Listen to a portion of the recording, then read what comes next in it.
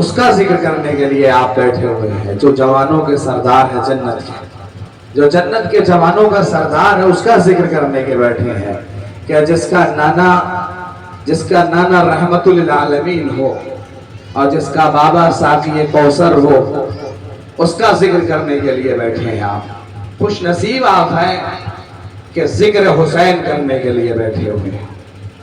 واقعاً مقدر کی بات ہے، فرش ادا جیسی نعمت یا اللہ کا لاکھ لاکھ شکر ادا کریں کم ہے، کیونکہ شکر کرنے سے نعمت میں اضافہ ہوتا ہے، صرف نعمت میں اضافہ نہیں بلکہ عمر میں بھی اضافہ ہوتا ہے۔ وَلَئِن شَكَرْتُمْ لَأَزِيدَنَّكُمْ وَلَئِن كَفَرْتُمْ لِعَذَابٍ شَدِيدٍ۔ اگر تم شکر نعمت کرو گے تو میں تمہاری نعمت میں اضافہ کر دوں گا، اور اگر کفران نعمت کرو گے تمہارے لیے عذاب ہے۔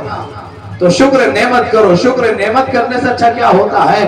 عمر میں اضافہ ہوگا، رزق میں بھی اضافہ ہوگا، دولت میں بھی اضافہ ہوگا۔ جب بندہ شکر کرتا ہے تو معبود کہتا ہے اس کے نعمت میں اضافہ کر دو، اس کی عمر میں اضافہ کر دو۔ تو خدا بندے کریم کا شکر ادا کرنا چاہیے، ہمیں خدا کے شاکر بندہ ہونا چاہیے، نہ کہ کافر بندہ ہونا چاہیے۔ تو یہ اپنے مقدر کی بات ہے۔ پروردگار کا لاکھ لاکھ شکر ہے کہ اس نے عزاداری جیسے ایک نعمت دی، ذکر حسین، نماز رسول کا ذکر کرنے کی توفیق دی۔ وہ حسین کہ جس نے دین کے لیے سب کچھ قربان کیا۔ پروردگار اپنی بابرکت کتاب سورہ احزاب میں آیت نمبر 23 میں ارشاد فرماتا ہے، قرآن کریم کی بڑی مشہور و معروف آیت کریمہ، کہ مومنین میں سے کچھ مرد ایسے ہیں، من المؤمنین الرجال، یاد رکھیے گا، کہا ہے مومنین میں سے، کہا مسلمین میں سے نہیں کہا ہے، کیونکہ مسلمین تو بہت سے ہیں، دعوے دار مسلمان بہت ہیں، مگر مومن کون ہے؟ ایمان والا کون ہے؟ مسلمان تو کربلا میں بھی تھے جو حسین کے قاتل پہ تیار ہو گئے تھے، مسلمان تو کربلا میں بھی تھے۔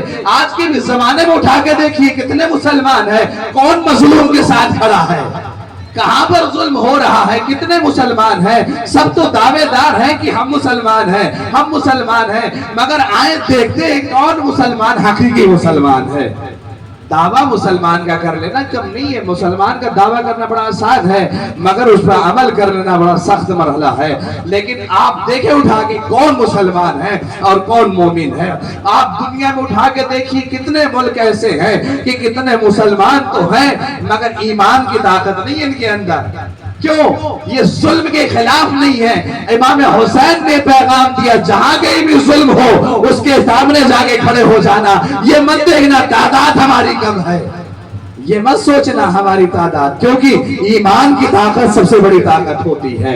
ایمان کی جو طاقت ہوتی ہے اس کے مقابلے میں کوئی نہیں آ سکتا، کیوں؟ ایمان کی طاقت خدا کی طاقت ہوتی ہے، اور خدا ہر شے میں قدرت رکھتا ہے، اللہ سے بڑھ کے کوئی طاقت نہیں ہے ذات ایمان۔ آپ دیکھیے اٹھا کر، میں آج ہی بات تو بتاتا چلوں، آج اس زمانے میں دیکھیے کہاں کہاں ظلم ہو رہے ہیں اور ظلم کے خلاف کون کھڑا ہے۔ کربلا ہمیں کیا سکھاتا؟ مظلوم کا ساتھ دو، جہاں کہیں بھی ظلم ہو آپ اپنی آواز کو بلند کریں۔ پیغام حسینی یہ ہے کہ جب بھی کہیں کوئی ظالم اپنا سر بلند کرے، حاکم جو ہوتا ہے، جو حق پر ہوتا ہے، جو اسلام کا حقیقی آئینہ لے کے کھڑا رہتا ہے، وہ فوراً آگے بڑھ کے کہتا ہے میں ظالم کے سر کو کچل کر کے بتاؤں گا